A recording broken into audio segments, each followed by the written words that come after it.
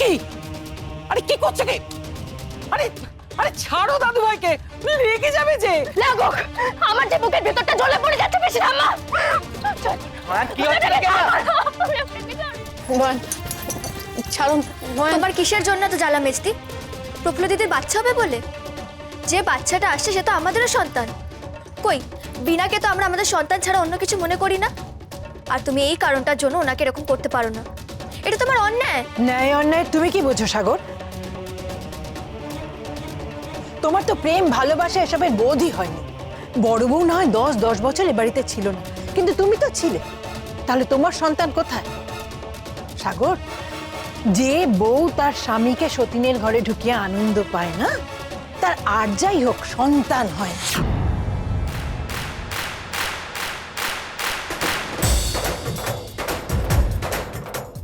তুমি ওর মনের জ্বালা বুঝবে কি করে? নয়ন নয়ন ছাড়ো ছাড়ো ওনাকে, তুমি কি পাগল হয়ে গেলে? ছাড়ো আমি বলছি, নয়ন ছাড়ো ওনাকে।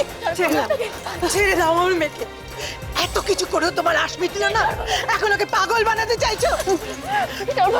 ছেড়ে দে মা, ছেড়ে দে মা, ছেড়ে দে মা, ছেড়ে দে। আজ তোমার কিচ্ছু রইল না রে মা, সব শেষ হয়ে গেল। কথা মশাই, কি চক্রবর্তী, তুমি তুমি এখানে? তোমার না কলকাতা থাকার কথা ছিল? খবর আছে কর্তা, আর সে কারণেই তো কলকাতা থেকে এখানে ছুটে এলাম। তা খবরটা কি সেটা বলবে তো? ধানাই পানাই না করে আসল কথাটা উগড়ে দাও দেখি। ভবানী পাঠকের দীপান্তর হয়েছে। বলি চক্রবর্তী, তোমার কাছে টাটকা খবর থাকে না? হ্যাঁ, এ তো বাসি খবর। ব্রজ আর প্রফুল্লমুখীর কোনো খবর থাকলে সেটা দাও। বলি যে কাজটা করতে পাঠিয়েছিলাম সেটা হয়েছে না হয়নি? আগে তা হয়নি বটে, কিন্তু তার থেকেও একটা বড় খবর দেবো যা শুনলে আপনারা ভিড়মি খাবেন। ব্রজর বড় বউ ওই প্রফুল্লমুখী। হ্যাঁ, প্রফুল্লমুখী। প্রফুল্লমুখী কি? সেই আসলে দেবী চৌধুরানী। হ্যাঁ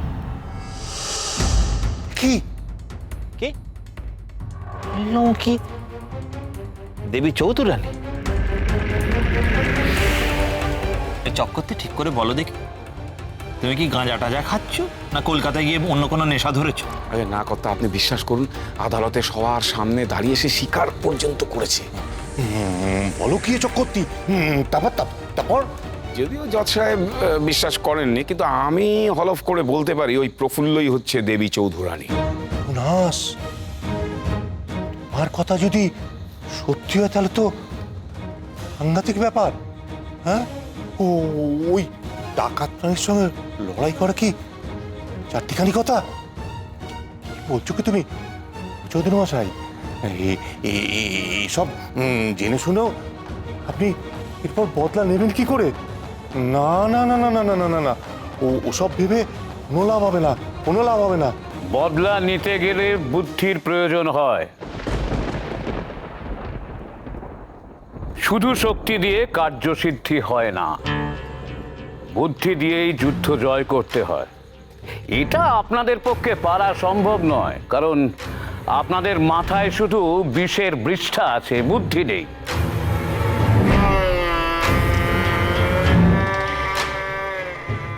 ডাকাত প্রাণীরা আপনারা কিচ্ছু করতে পারবেন না। ন্যায়রত্ন মশাই, আপনি আপনি এখনো বেঁচে আছেন? আছি, এখনো বেঁচে আছি। আসলে পাপী তো, জমেরও অরুচি।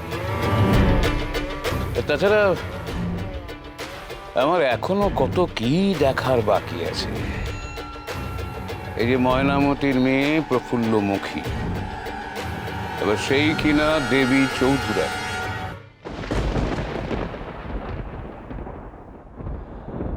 ওই মেয়ের মরণ দেখার বড্ড স্বাদ। সেটা না দেখে ওপারে যাই কি করে? তার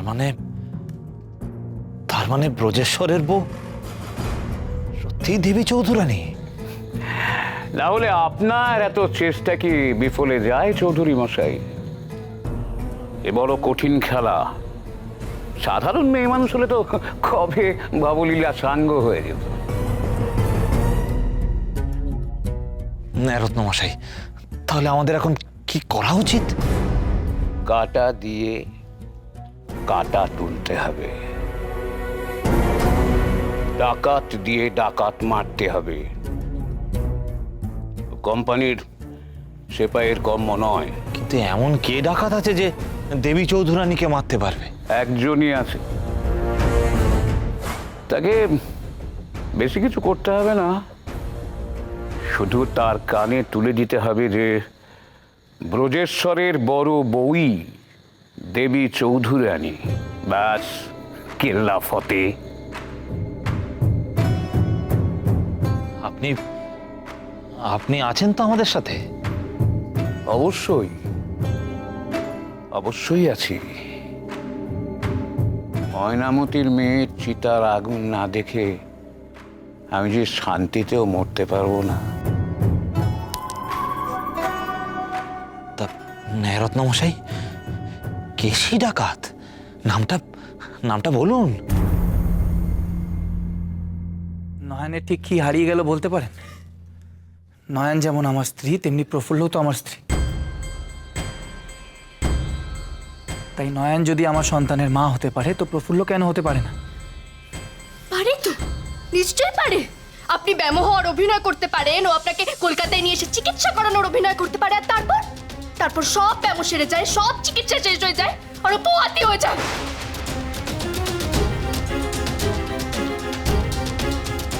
মা, আমাকে একটু তুমি বিষ এনে দিতে পারবে মা? বেঁচে থেকে তো হলো না, মরে কিন্তু ভূত হয়ে আপনারই ঘাড়ে চাপবো আমি।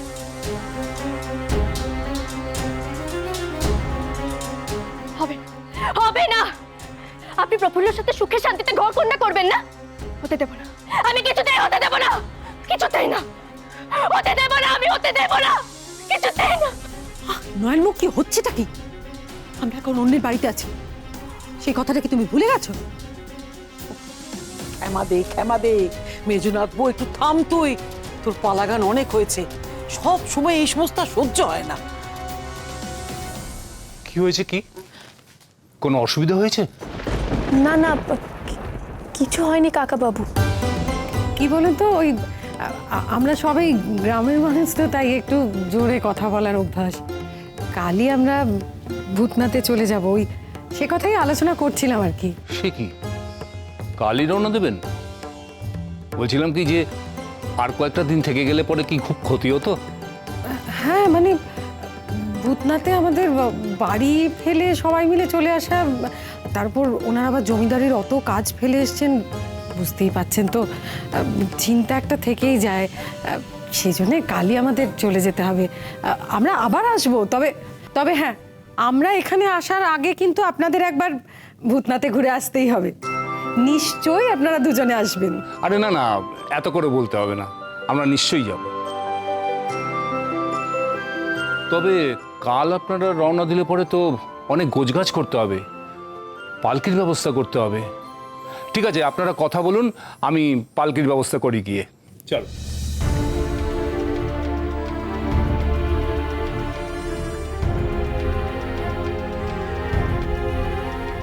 আমার একটু বড় বৌমার সঙ্গে কথা আছে,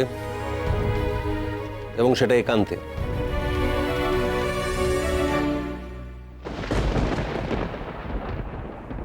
বাবা মশাই, আপনাদের এই কথায় আমি কি থাকতে পারি?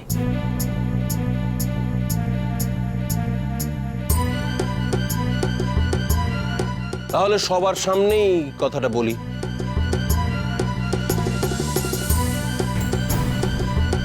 সত্যি করে বলো তো, তুমি কে?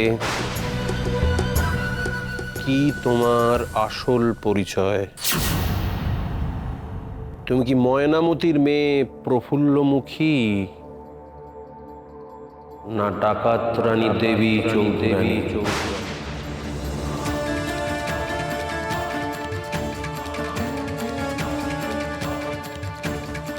কি হলো বড় বৌমা, উত্তর দাও, আমি তোমার কাছ থেকে কিছু জানতে চাইছি।